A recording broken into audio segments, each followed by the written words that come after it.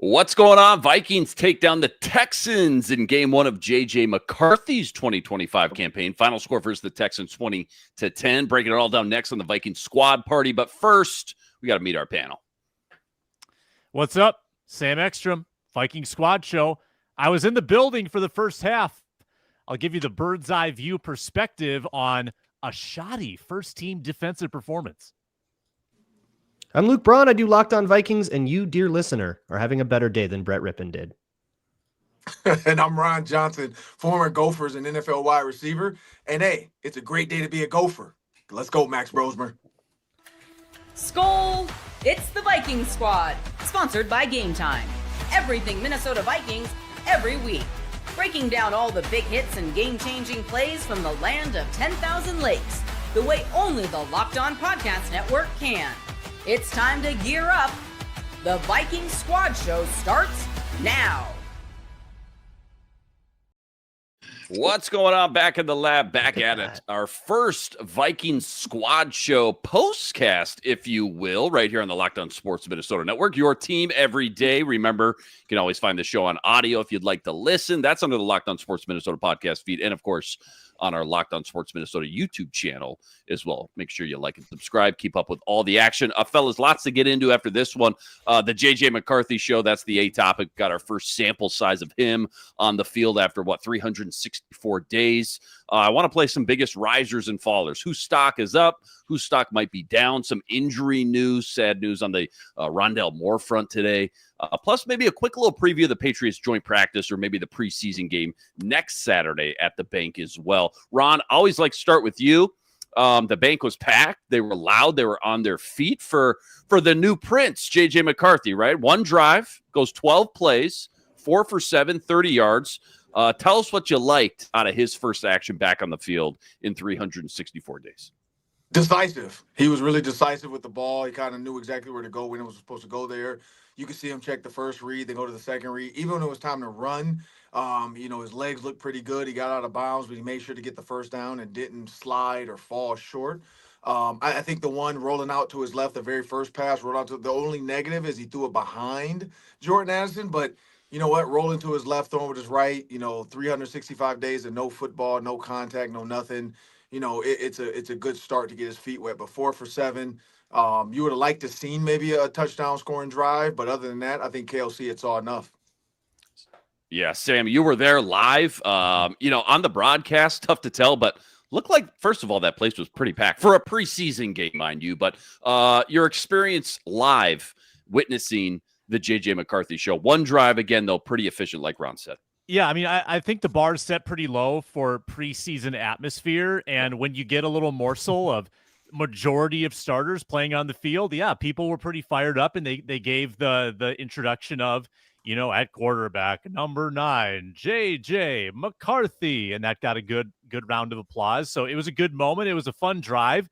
Jordan Addison laying out, making plays. I mean, that's the biggest upside of that first drive is that the top receiver that J.J. McCarthy was on the field with, he had great chemistry with, and a couple of highly accurate pinpoint throws, including the diving catch by Addison going toward that far sideline. That's a high-level connection between the starting quarterback and a receiver that, he's not going to have the ability to build chemistry with him for the first 3 weeks of the season. So good to get a little bit of that in now. And I just loved how effortless it looked when he ran for that first down. I think it was on third down as well. When he got to the sticks on the sideline, didn't take a hit. He just made it look easy, right? He's quick, he's spry, and we haven't seen a lot of that. And I know that Darnold raised the bar from Cousins a little bit last year, but McCarthy's got some wiggle, and the fans appreciated everything he did, even though it didn't result in a TD. Got the field goal. We saw Reichard can one. That was good, too. Really a pretty encouraging opening drive.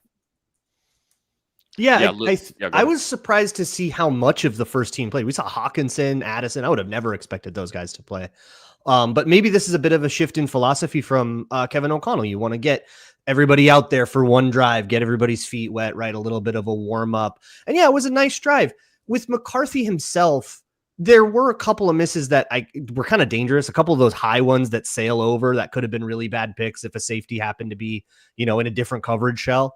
But it's hard to be too mad because those weren't crazy misses, right? They were ones like the one to Addison where it was, you wish it was on the other shoulder, but it was still catchable. And it's not like the worst pass you've ever seen or anything like that. And then that's mixed in with a whole bunch of really, really nice plays like the one you guys have been talking about on the 4th down where he just sees that free space. He's okay, I'm just going to get it. I could maybe try to fit one in. I think it was Lucky Jackson that was on a spot and there was a little bit of room. Maybe you could try to fit one in, but why do that? Just go scamper for it and take your move, the chains. The diving one to Addison.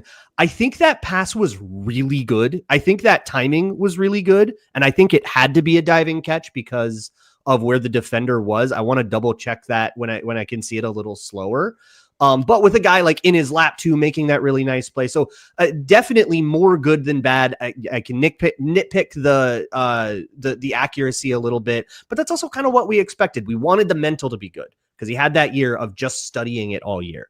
And the mental was good. That's where we wanted it to be.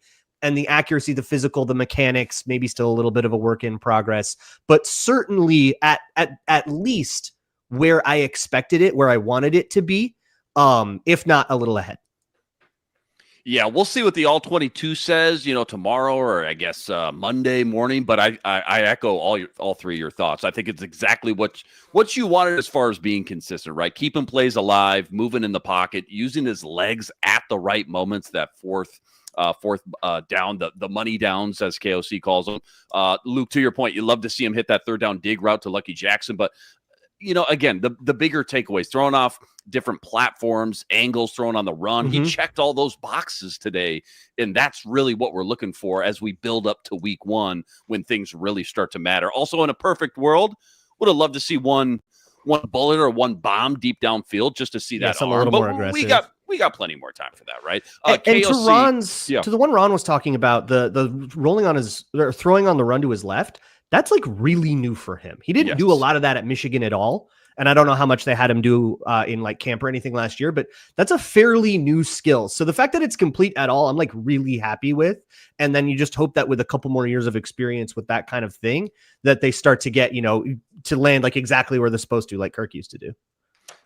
Sam, you were live, so you didn't see this. Maybe Ron didn't check it out as well. But KOC at halftime, the quick little coach halftime interview, he said the vets. He went up to the vets, Ryan Kelly, TJ Hawkinson, asked him, hey, how'd it go? How was it in there? All of them said the huddle was sharp. Things were smooth and on time, which is where it all starts again when we're talking about assessing. What are we doing? We're assessing one drive in preseason game 1. So I thought he checked a lot of boxes and good momentum builder in the next week versus the Patriots. I'd like to just keep moving down the depth chart here. Sam Howell, pretty lights out. You can't ask for more than this. 11 for 13, 105 yards, 0 sacks, and a rushing TD. He seems pretty entrenched as the number 2 as of tomorrow morning. And by the time we get to week 1. I really think he needed that because he like Rippon was on his heels in camp. And Rippon has a pretty bad day, sails a couple, statue in the pocket. Howell has a pretty good day. Brosmer has a fantastic day. So suddenly Rippon goes from maybe QB2 to maybe QB4 and out. And Brosmer has now done what he has to do to give himself the real opportunity. I'm bummed we lost Ron before he got to take his lap about it. I know. But I'll do this for him, and I'm sure he'll like this because I was pretty much I thought Brosmer was not going to get much of an opportunity at all. I think he did just enough in camp to say, okay, you get a quarter. You get a quarter in this game. What can you do? And he looks fantastic. So now I'm anticipating in future games, you're not going to see any JJ McCarthy. You're going to see one drive of Howell, and now you're going to see Rippon and a bunch more Brosmer. Now he gets a bunch more of an opportunity if he isn't over Rippon already after this one. I think the difference was that drastic. But it also matters a lot for Sam Howell, who had a horrible camp by all accounts. Disastrous camp. Maybe we're getting cut. Maybe we're calling the Falcons about Kirk Cousins to be the backup. Like that's what we're talking about with how bad Sam Howell played in camp. And then to have a much better preseason game, put all that crap to rest. That a good preseason game goes so much farther than a bad camp will go. Yeah. And we can kind of settle this depth chart down a little bit. Okay, Howell's our backup. We don't have to go into emergency mode. And now it just gets to this like interesting QB3 battle, and Brosmer's earned that. I'm surprised if he was that bad, if he was that atrocious in camp, that he would come out and be the number 2 over Brett Rippon. The reports I got this week from some people that have been watching it closely. Well, I guess how bad was Brett Rippon then? If Sam Howell was that bad, right? It had to why be isn't Brett Rippon so just bad. a guy then? It had to be so bad in camp for how, and I have to think that the people deciding to like split second and third team reps between these two guys are shocked by what happened today. Yeah. I don't think they want to play head games yet either. I don't think they wanted to demote Sam Howell at this point in the game. We are still quite a bit away from week 1, right? That decision doesn't need to get made yet. You don't need to ruin the guy's morale. Like he's kind of a rehabilitation project anyway. Give him some time to learn the offense. Give him a couple weeks. The reports have been miserable. The people that have talked to me have said that it's been really, really bad out there. So for him to engineer 2 drives, 12 plays, 40 yards, field goal, 14 plays, 94 yards, touchdown, and a couple of dynamite throws, that's big. That's big for his confidence going forward. I've never been on the Rippon train. I don't see the appeal. I don't see anything that he's done in the league yet. I mean, that's just got to be a belief in what they've seen in practice going against backups. I still think Sam Howell has the inside track. I think the bigger argument is, and it's very realistic, that Max Brosmer won his way onto this team over Brett Rippon. That's the real competition here, I think. Yeah, and at the end of the day, KOC's a head coach, right? He's got his fingerprints and everything, but at the end of the day, like, he's a quarterback coach. Those are his babies, right? And you got to think, all in all, you would have liked to see a better performance from Brett Rippon, as we've talked about. But all in all, I feel like KOC's going to be sleeping pretty good tonight. From top to bottom, 3 of those 4 quarterbacks look pretty sharp. We can just keep moving down the depth chart if you guys want. I mean, the running backs, I think, by the time we get to getting interesting too in a little bit here, I think Xavier Scott's going to be on all our, bigger winners from today. Xavier Scott looked good, man. He's thick, boy. This is my first time seeing him up close and personal. I feel like just consistently from rep to rep.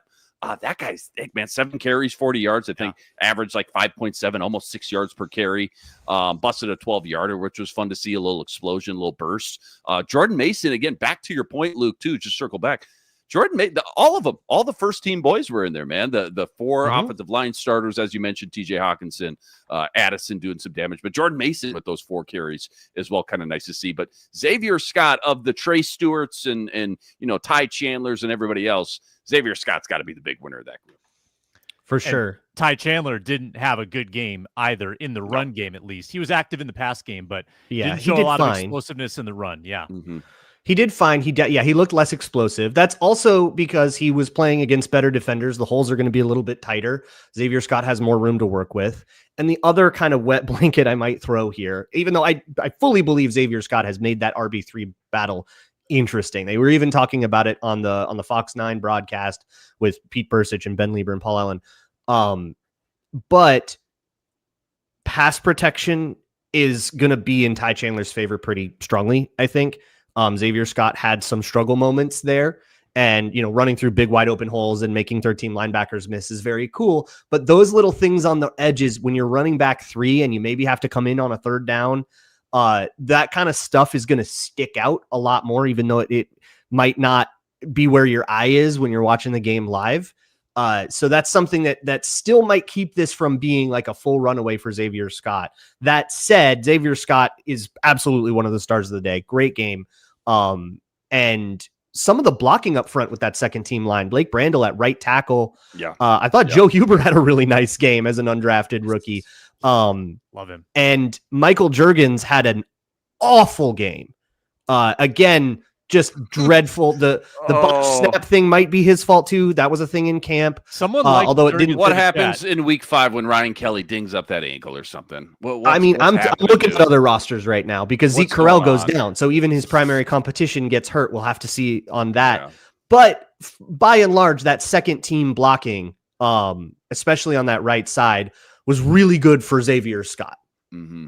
Yeah. 100%. We've heard all offseason, and proof's in the pudding when you go make the moves that they made to improve the obviously offensive line. You use your first round pick on a guard. They want to run the ball. They want to run the ball better this year. It's going to be interesting, to both of your guys' points, what this game and kind of pecking order looks like next week. Does Xavier Scott start pecking in a little bit to Ty Chandler, or does he just come out and is he the RB3 next week? Probably maybe a little bit too soon for that, but nonetheless, going to be interesting. That's going to be one of, the many questions I have in the back of my mind as far as, just kind of the reps as far as those go, and then just who's on which team as far as Ty Chandler and Xavier Scott goes as well. Plenty more deep dive coming up. Lot in my head spinning. I've got to talk about and touch on some injury news, unfortunate injury news for Rondale Moore. That's going to lead us into some interesting wide receiver conversations, especially when we talk about wide receiver 3 through 6. That's all coming up, though, right after this.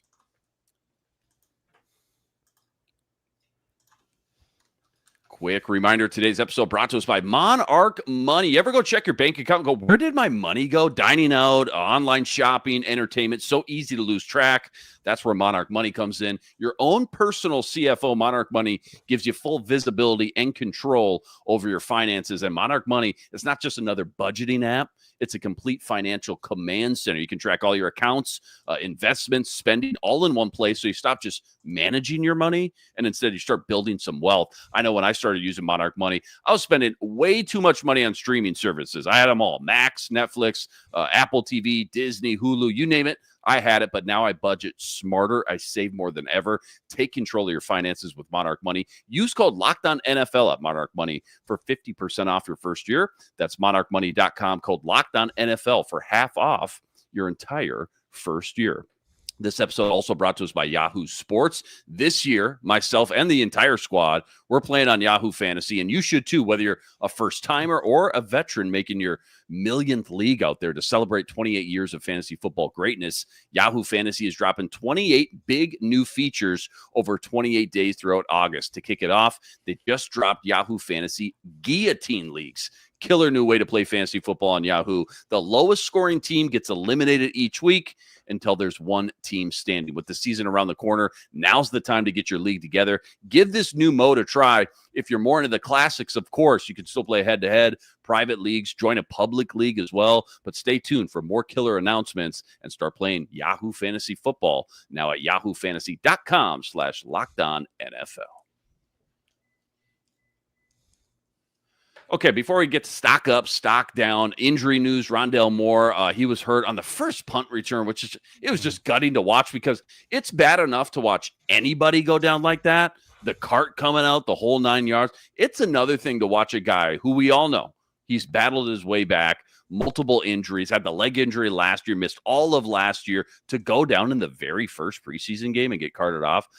Absolutely hate to see it. Any other injuries I may have missed? Because that's the only one I have written down Zeke here. Correll. Yeah, Okay. Zeke Correll. Kevin O'Connell said after the game, right ankle fracture for him. Oh, boy. That's going to be pretty rough for Correll. For Rondale Moore, he said a, quote, pretty significant left knee injury, and he will have an MRI. It's worth pointing out that the right knee was the one that he was rehabbing all year. That was the one he hurt last time. So this is the other knee, which sometimes that can happen when you're favoring that knee for a long time because you're rehabbing the other one. It can put more wear and tear on the opposite side, and that can cause that to happen. And sometimes it's just dead on bad luck.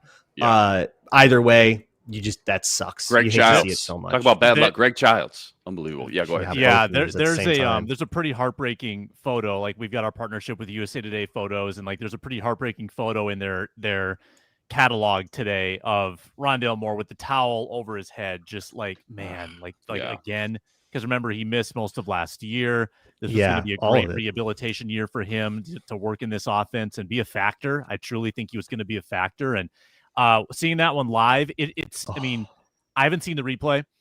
He was moving so quickly and got stopped so fast, and clearly got twisted up, and immediate, teammates going to a knee, the coach working his way across the field to check on him, the card coming out, all the telltale signs, terrible. Certainly a ripple effect that from a football standpoint that we'll get into with the depth chart and, Ty Felton getting elevated and things like that. But brutal for Rondale Moore, because I thought that he had a chance to sort of be the guy that gave Ty Felton the redshirt year, right? He was going to be the speed guy. Ty Felton could learn from him and then do the same thing next year.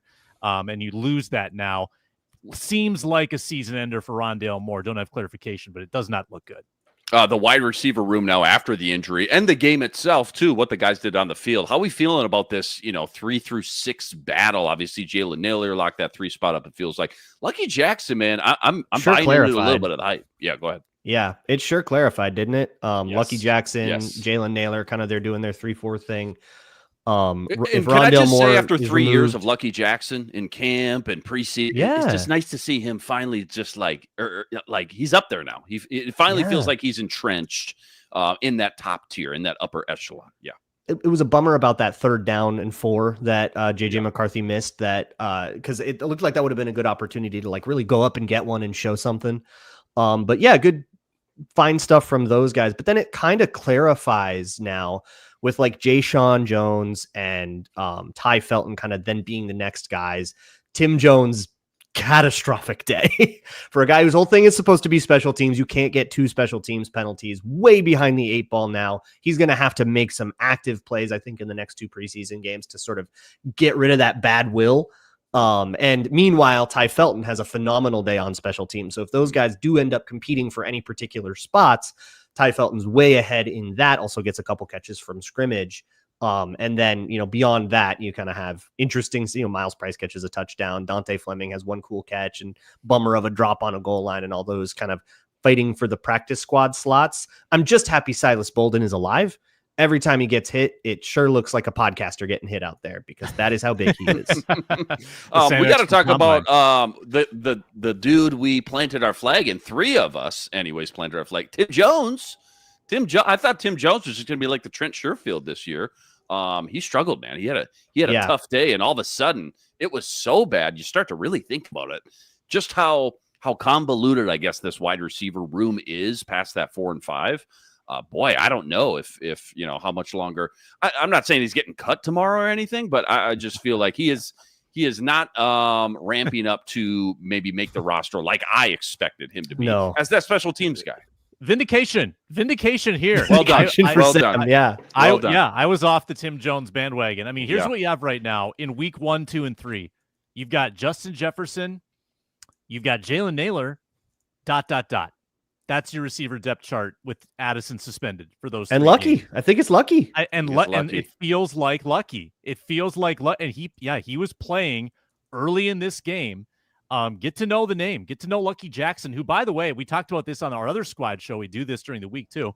A lot of people in here, so if you're a first timer, thank you. But we talked about this. Lucky Jackson is not like a recent UDFA camp body. No. He's 28 years old. He's played in the UFL, the CFL. He's been with the Vikings for 3 years. So from a veteran standpoint, from knowing the scheme standpoint, he actually has some feathers in his cap, and he's making plays out there. And he had a wonderful catch from Howell on that touchdown drive. So I think not only is Lucky Jackson a great story, but he might actually be pretty trustworthy as a bit player in the early season when the wide receiver 3 is wide open. Ty Felton is so young. And then, I mean, is Dante Fleming going to work his way into the conversation? Ty Felton going to get a lot of work. It's very interesting at this position. I don't know, Braun, how you would handicap it at this point, but major question marks when the Addison suspension hits in week 1. I think right now Lucky's the one getting most of the reps. I think it was supposed to be Lucky and Rondale and kind of, rotating between those guys. But with Rondale Moore removed from the conversation, and in my opinion, Sam, I'm now 100%. I mean, it doesn't take a lot for me to get off of a Tim Jones size bandwagon. Okay. 2 special teams penalties when that's supposed to be the point of view, and then functionally nothing from scrimmage. Pretty easy to kind of count him out until he does something else in a new preseason game to get himself back in. That brings you back, Ty Felton, who didn't get a ton of run, and I don't anticipate a lot either. Maybe you could temporarily put one of those guys for 3 games on the roster. I think Fleming had a rough time. I think it might even be Silas Bolden if you want him to return punts, because he was the guy doing it. It might even be Silas Bolden trying to return punts. I think he has the best route to the 53 for a hot minute. But also with Rondale Moore getting hurt, you maybe revisit the Isaiah Rodgers thing. You maybe look at somebody else. Miles Price has been in that conversation as well. I think there's a lot of game left to be played. These next 2 preseason games are going to go a long way. But the picture that we were all kind of befuddled by earlier this week, that 4-6, clarified a lot, but just for kind of a bummer of a reason. Good segue. We've talked about pretty much most of the offensive players here so far. We'll get to the defense here in a little bit, but stock up, right? Stock up, stock down. We've kind of touched on Xavier Scott, big winner. Ty Felton, big winner. Tim Jones, maybe a loser. Anybody else, second team, third team, you name it. Anybody else, special teams as well, throw that into the mix. Just somebody that you were pleased with, somebody that, just kind of stood out. Which players boosted those Madden ratings a pinch or two today? Will Fries. Fries and Ryan Kelly looked awesome. We should probably talk about Donovan Jackson. I was just going to say. But on just the offense, if you're asking, I would say those guys. Tight ends kind of didn't do anything. We talked about Xavier Scott, but I think that first team right side O-line had some really, really nice run blocks. There was an awesome stunt pickup on one of the plays J.J. McCarthy hit on the right side between Fries and Brian O'Neill. It's just Donovan Jackson did not have a good drive.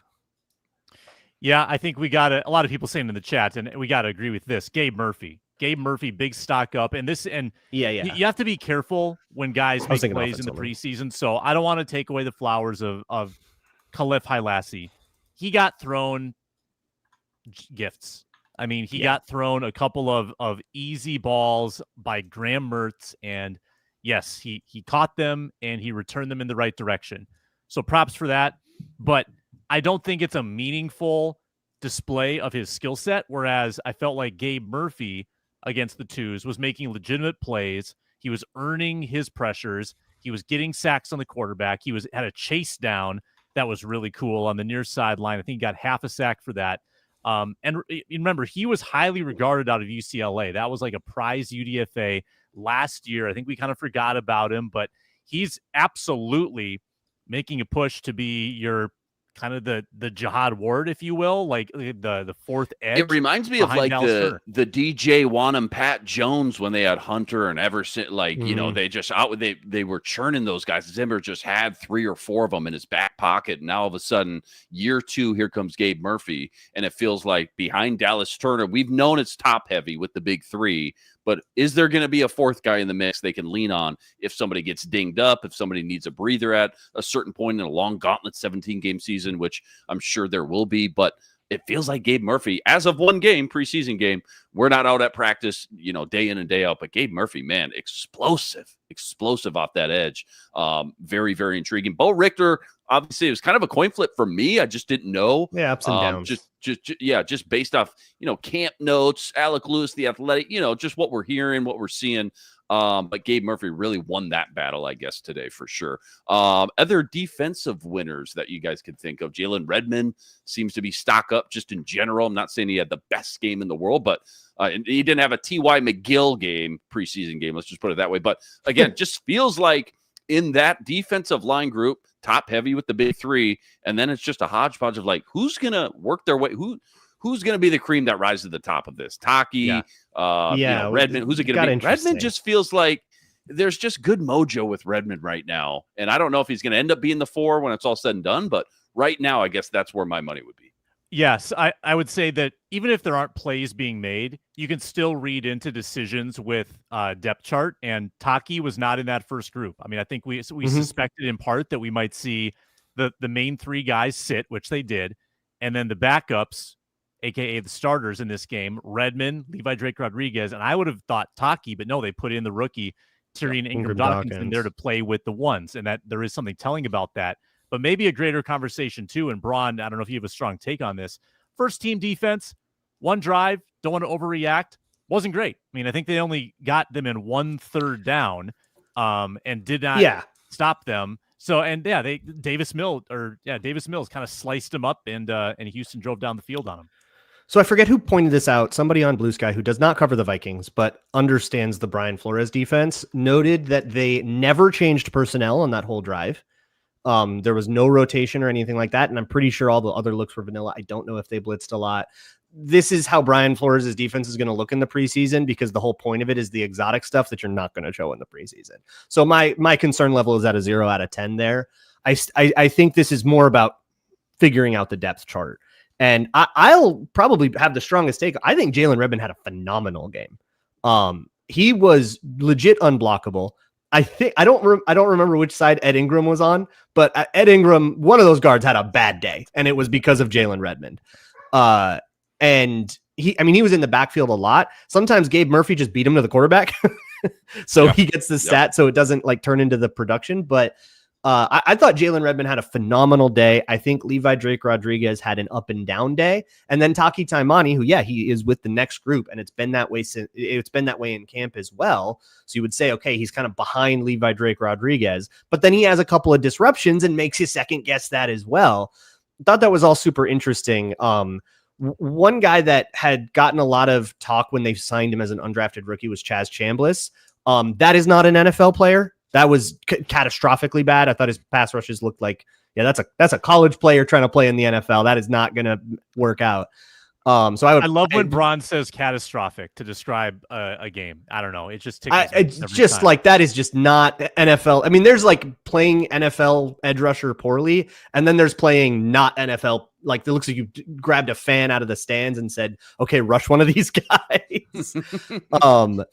So that's one that I feel like we can sort of quietly put away. But yeah, Gabe Murphy solidifying his hold is probably the star of the defense to me.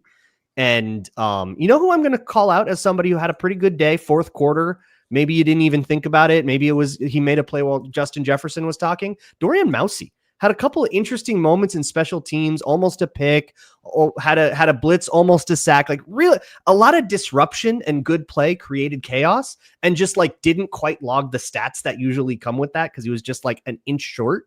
But I thought he had a really interesting day, and I don't know if he has a real path to the roster, but in terms of, fighting with the other Auburn linebackers for and other guys for that off ball kind of practice squad slot, I think he made some good points.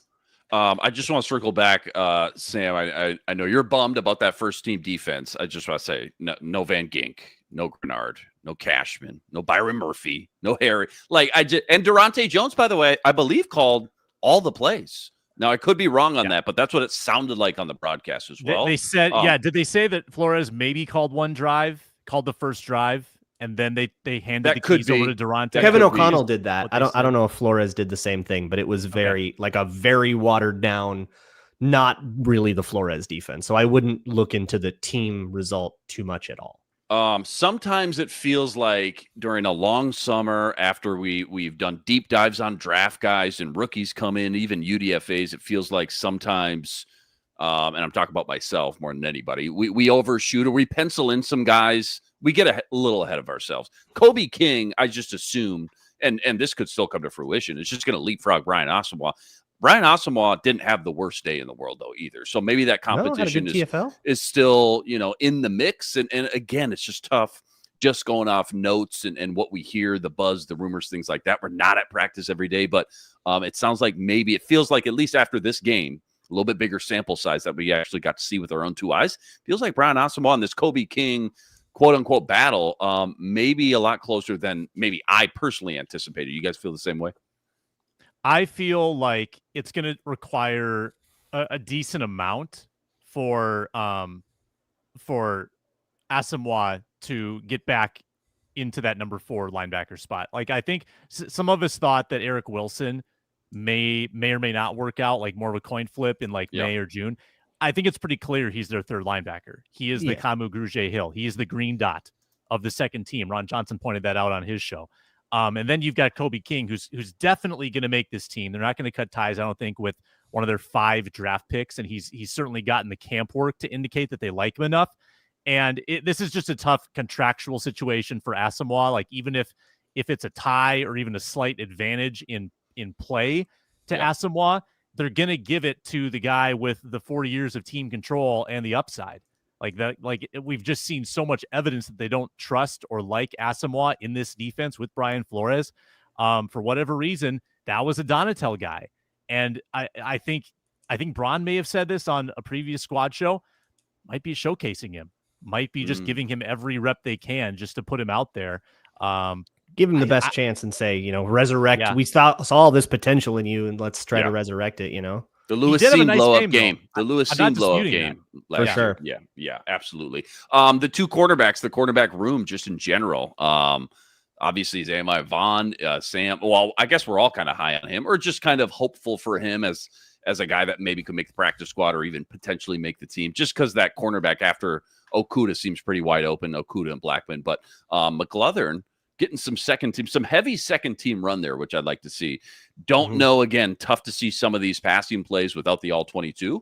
But I felt like both those young guys, it was just nice to see them out there in the mix a little bit. That secondary as a whole, having said that, just feels like a total hodgepodge. I don't feel like I have a lot of clarity outside of what we've already talked about leading up to this game as far as Blackman, Okudah, those are your 3 and 4. Safety, Theo Jackson's your 3. Outside of that, I'm just shrugging my shoulders. I don't feel like I really learned a ton in that secondary group. I don't know if Jay Ward really popped. I think Jay Ward's, trying to solidify safety 4. I think Zamiah Vaughn's probably trying to solidify cornerback 6, and you could argue those are the last available spots at those positions. I'm super biased, Braun. I'm so high on Vaughn. He had one big hit where he kind of went low and really popped a guy. Did see him get picked on one weighty down. Did you get a good read on Vaughn? Because he was at times getting first team reps. The weighty down you're talking about, by the way, it was an all-out double A gap mug look, right? All-out blitz, 0 blitz, 3rd and 4, I want to say. And it's just too soft a coverage, right? Young kid, you gotta get up there and press and expect that a quick throw is coming out of that quarterback's hands, and probably learning experience for sure. But definitely a learning moment for sure. Didn't get burned for the big, on again, 0 blitz. Don't get burned on the big touchdown, right? But nonetheless, it's a learning experience for him for sure. Yeah. So the way that these Belichick defenses teach it, when you're in that 0 look, that 0 blitz look, you don't have any safety help, is you play way off and you basically watch the receiver beat 1, beat 2, and then you're supposed to basically break if you see them do something. And then you watch the quarter, and then your eyes snap to the quarterback. So Zamiah Vaughn's eyes should have been on that receiver, seen him run a slant and break on it right away, and he was late to do that. So that's rookie, right? Like you got to process that a lot faster. You got to get more comfortable. But he tackled well. He played a lot, tackled well all day. Like you guys said, it's hard to see on TV. They're not on the screen for most of the play. Well, how am I supposed to know what they're doing? But I didn't see anything that would throw me off of whatever my opinion of Zamiah Vaughn was going in, which is that, he's probably in a good position to get that 6th cornerback spot. Great interception for Ambry Thomas, another gift. So I don't know how much it moves me. And everything else you see on the secondary, like that, I didn't really see any movement one way or another in the secondary at safety or at corner, but a lot of that is because I can't see what's going on. Plenty more deep dive, maybe a little preview of the joint practices coming up. I got to ask you guys about some special teams stuff as well. That's all coming up, though, right after this. Quick reminder, today's episode also brought to us by 5 Hour Energy. Time to fuel up and turn it up with 5 Hour Energy Transfusion. It brings the bold grape, ginger, and lime flavor of your favorite golf drink, minus the alcohol, into a quick, energizing shot. Whether you're sinking birdies or just making memories with friends, this one's a hole-in-one for your energy game. Let's be honest, some days on the course or off it, you just need that extra boost to stay sharp and energized. Golf's all about good times with good people and good flavors too. The grape ginger lime flavor gives you the best parts of the clubhouse go-to without chasing down the beverage cart. Go to 5hourenergy.com today. That's the number 5hourenergy.com and use my promo code here, Locked On Golf, to receive 20% off your order. This offer is only valid until September 30th on one order and cannot be used with other promotions. The code is not good on subscription orders as well. Whether you're meeting up with friends, trying to turn 18 into 36 holes, get the energizing boost you need to power through. Order transfusion flavored 5 Hour Energy shots today with promo code Locked On Golf for 20% off your entire order today. Hey, how we feel about Will the Thrill? Is he back? I've got so this is nice. The one thing I gleaned. That's nice. Being in the building. I was watching because I'd heard he'd been struggling at camp, right? Yep. I sit down. We're talking about Kai Forbath on the last squad show. I'll never stop talking about Kai Forbath. I sit in my seat. I look down to my right. They're doing extra points, warming up 30 minutes before the game. I saw Will Reichard push an extra point 10 yards right. I'm like, what? Yeah, it was some flash photography going on, though. You got to lighten the upright. He might have been aiming for the upright. That's like a thing, actually. Blair Walsh used to do that all the time. Distracted by the skull line or distracted by the smoke and the fake snow. But no, I like to see him make all of his kicks. The 48-yarders seem to have a lot of hard to tell how accurate it was, like within the post, but he did make it. Was that down the middle? Did he can it? It was pretty pretty good. Yeah, between the pipes. It was pretty clean for sure. I couldn't tell if he snuck it in or not. Yeah, that was a good boot. And then 3 for 3, 4 for 4 today. Yeah, 4 for 4, 2 for 2 on field goals, long of 48, and then obviously 2 extra points. Ryan Wright, Oscar Chapman. Wright gets 2, Chapman gets 1. Chapman 52-yarder leads to a fumble. Chapman to a fumble by Ty Felton. Thank you. Ryan Wright 2 for a $103. Virtually the same exact average, 52 yards. Ryan Wright obviously got one inside the 20 though as well. Anything there? Anything at all? Is this still Ryan Wright's job to lose? Obviously, unless something pretty wild happens at camp. I think so. I have nothing to indicate that Oscar Chapman is going to steal that away. Yeah. From him, based on what I've heard, and I haven't seen anything that Ryan Wright's done that would say he's on the hot seat, and I think he's an important part of the battery with DePaula and Reichert. So I think that it's probably a 70% bet or better that Ryan Wright's your punter. I think the more intriguing battles are probably the return spots. By the way, what do you guys think of the new kickoff rules? I had a hard time following at times in the building. But it does add kind of another layer of intrigue. Like there was the one moment I think where the Texans fielded it like at the 1 yard line and kind of late, and then they had to return it, and it was kind of interesting. But what you guys probably didn't notice this in the building, Sam, but they also started a little trial and error with the new measurement rules, right? The chain gang stays on the sideline now, and now they got a couple different camera views and angles. They mesh them all together, and they find out exactly. Down to the inch, how far away that spot is. Yeah, now, I like the little 10 inches. Yeah. It's not 4th and inches. It was 4th and 10 inches. Like they actually could tell you. Now that's great. Super accurate. Love that. The problem is what happens when somebody has a bad spot though, right? And you're like, wait. Well, and then did you see that guy? The ref like picked the ball up to like put it back on like where it was supposed to be. Yeah. And there's no way that was to the inch accurate. Like he was eyeballing that. So there's still like a funny fake There's precision. Still the human element to it, right? Yeah. But I think it did take a little while, but it took less time than having 2 refs like physically jog out and set the measurement. Like I still think it was a lot faster than that. And that was nice. And it should only get more efficient and more faster too. This is like, this is day one training camp for them, basically. Right. They have to like assemble the 3D model of like where the ball is, which is going to take a minute. But I think that's still a lot better than waiting for the measurement and the like imprecision of that. You can at least take one little imprecision out, even though the spot is still, eyeballed and the actual, placement of the ball is eyeballed and all that stuff is still going to make for like a margin of error. Chain gang should unionize. They're going union. They're going union. It still exists. They're still there. They just don't have to run out and back anymore. If anything, AI's they have taking to do over everything. Not okay. We're going to be replaced soon. Yeah. By the way, full deep dive on this one coming up. Minnesota squad party with our guy Arif Hassan. Make sure you like and subscribe. Keep up with all the action. New episodes every Monday and Thursday. We finally got a taste of football. Football's back. I was jacked up, man.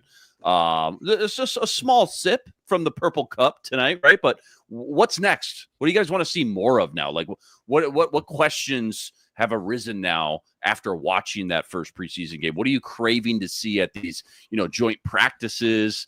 Next week's matchup versus the Pats when Drake May comes to town. What's on the forefront of your mind now? Next, in chapter 2 of this preseason book. Yeah, the Patriots joint practices. This is probably, and it has been for the past couple of years.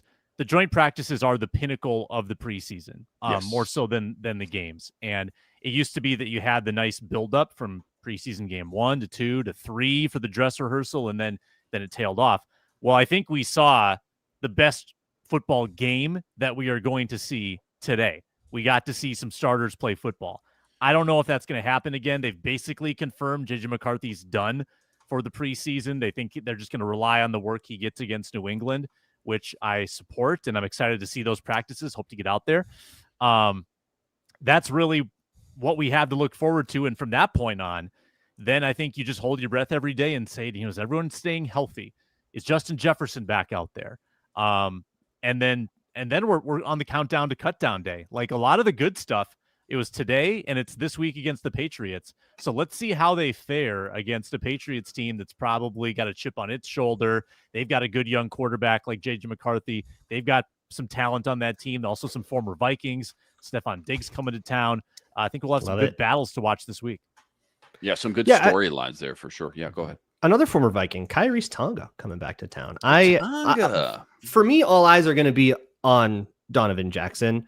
I thought this was a pretty bad debut. He had the one where he tripped that got like a lot because you had like this slow motion, beautiful angle because of the JJ McCarthy pass that came after it. But it was more the very first rep he whiffed really bad and it forced Ty Chandler to bounce out or Jordan Mason to bounce out. There was another one deep in the play where he gave up the pressure. I don't remember where the pressure, like it was a 9-play drive and he had like 3 or 4 pretty bad mistakes. That's really bad for an offensive lineman who can usually only 3 or 4 mistakes a game. That's like Rams playoff bad we were watching. That's really bad. So, hey, welcome to the NFL, right? Everyone has their moment. It's the preseason. It's his first thing ever. I'm not going crazy on him. But I do want to see that. I need to see him settle down and improve. Speaking of Settle, he was going up against Tim Settle on quite a few reps. Tim Settle, 5 sacks last year. I want to say almost 40 pressures as well. So not like a slouch, you know what I'm saying? Not like, oh my gosh, he's getting whipped up by a second teamer out there. No, I mean, he's going against the guys he's going to go up against. Yeah, like that guy's going to make the team. Yeah, 100%, no doubt. Something I'm kind of thinking about in the back of my mind. Again, I think we're all on the Dwight McGlothern train. We all want to see Vaughn produce and at least make the practice squad. But just free agents kind of floating out there after this first preseason game. Usually there's a couple injuries, obviously. But, cornerback and secondary, I guess, as a whole. But that was one of our biggest question marks. I'm not saying I feel that much differently waking up tomorrow morning, but you still got Asante Samuel Jr. sitting out there. You still got Stephon Gilmore sitting out there. I'm just wondering if Brian Flores is wondering about, after I go back and watch that tape, watch the All-22, how do I feel about this cornerback group? And do I want to go make a phone call to a guy that I know knows my system, like Gilmore? I don't know. Is Shaq Griffin still out there too? I have no idea. He is not. But he went back to Seattle. Oh, he's back in Seattle. Still a couple names though, right? Quote unquote bigger names for the free agency pool being August 9th now. I'm just wondering if there's any moves that any splashes. Not saying big splashes, but just splashes for the free agent pool that they bring in, or where in general, where these guys go. Asante Samuel Jr. is playing football somewhere. If Stephon Gilmore wants to play football, I'm sure he will play football somewhere this year. So if there's any moves to be made, I feel like at some point, usually it's after this first preseason game. Again, given the injuries and then just seeing these guys under a little bit bigger sample size against different competition that they haven't been facing the last, 4, 5, 6 weeks. What else do you guys want to talk about? A couple minutes left here. Maybe we should do a quick little break here. And then I don't know if anybody tallied it up, but I would love to know who had the biggest day in our fantasy preseason league. That's all coming up right after this.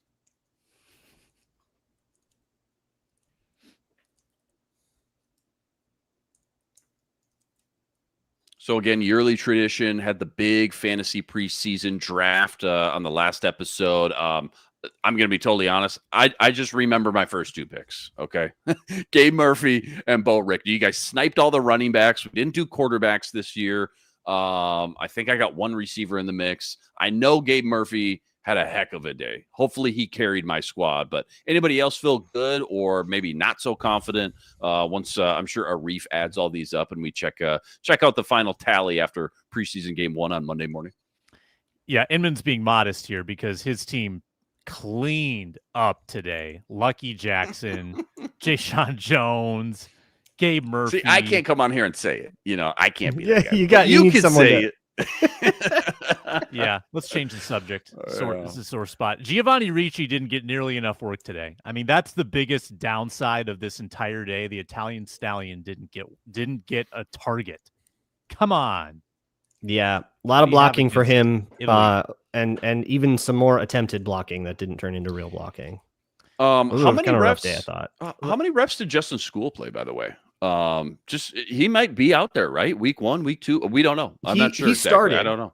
Mhm. Okay, So, so this has been a little bit of an interesting subplot this week, where Justin School has had a pretty rough camp. A lot of that has been Jonathan Grenard just like smoking him, and it's like, how mad are you about that? Yeah. Because Grenard has been kind of doing that to everybody, but he's struggled a lot. And then suddenly, in the last practice before this game, Walter Rouse got the first team reps there. And you're going, wait a minute, what's happened? Well, that didn't happen in the preseason. He played, and then Walter Rouse came in. He played as much as JJ McCarthy played. And then Walter Rouse came in and replaced him at left tackle there. And Rouse gave up, I think he also played some right tackle, Walter Rouse did, and he gave up 1 sack, which I would put on Brett Rippon more. It was one of like the one where Brett Rippon looked like a statue and didn't move at all and held the ball way too long. And I wasn't really that mad about Walter Rouse for that one. But I do think there's still a little bit of intrigue there for who gets that job. And I want to look at the contract, because if Justin School doesn't have a ton of guaranteed money on his contract, that might not be a guaranteed roster spot if he loses the job to Walter Rouse. Only $250,000 guaranteed and $500,000 in a signing bonus. So okay. 750K of his 1.17 million. That's more than half of his contract. Let's consider that last year the Vikings signed Stephon Gilmore on August the 18th. So that's probably after preseason game number 2. So the indicator is that they're not concerned with making a move that late in the game. Like if there's someone that can help them at that late date, I think that's certainly in play, whether that's another swing tackle. And hey, I mean, look at the resume of Justin School. This is not like a journeyman who has started in multiple spots and had like, a couple like really high end years. Like he's got a pretty lackadaisical resume without a lot of sustained work. So it wouldn't surprise me if something like that were to happen, where the team just is unimpressed with his work and maybe they like Walter Rouse a little bit more. And I wanted to put the odds at, with the Rondale Moore injury, guys, what are the chances they sign Brandon Powell this week? Brandon Powell is still out there for signing for $1 million. Cam Akers 2.0. Just bring him back. Pretty good idea, I think. Bring him back.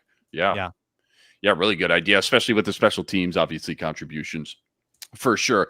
Is there any inklings, or what odds do you guys have as far as Darrisaw? Like, I haven't heard any news of as far as, he might not start week 1, but like starting on the pup. Like, no. Okay, He's been playing so much in camp. There's no way. Okay, here's why I asked. That would feel crazy if they played him all that in camp and then like still had to pup him. I would be worried that they re-aggravated something happened. Yeah, okay, that makes me feel better, because here's just what I'm thinking, or worried about, I guess. Addison's out the first 3 games. If Darrisaw's not out there the first, let's just say 2. Maybe I'm even overshooting that. Maybe it just starts week 1, but there's not a lot of clarity on it, right?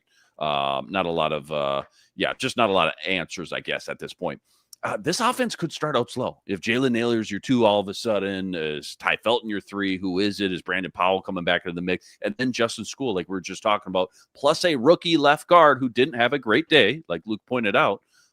This offense could start out the gate a little slow. At Soldier, always tough at Soldier for anybody, even a veteran. But, let alone JJ McCarthy making his first NFL debut, obviously on prime time and all that. And then you come home, which I did point out last show, against 2 soft defenses, the Falcons and then the Bengals as well. But I guess maybe we're just all assuming, and I'm speaking more for myself here, guys, but like this offense and this team is going to come up. The offensive line is going to be great because all the improvement. I wouldn't be surprised, though, maybe this offense just in general, between the receivers and the offensive line, does start out the gate a little bit slow. That's totally fair. Yeah. I think it is too. I think other than Patrick Mahomes, most quarterbacks debuting are not red hot out of the gate. Bo Nix last year was not great out of the gate. Now he got there, he figured it out. It's probably more realistic that we will have to endure some hiccups early in the season. If you're a Vikings fan, you're going to have some patience. I beg of you to have some patience. There's always the halftime of week 1 tweets that are giving up.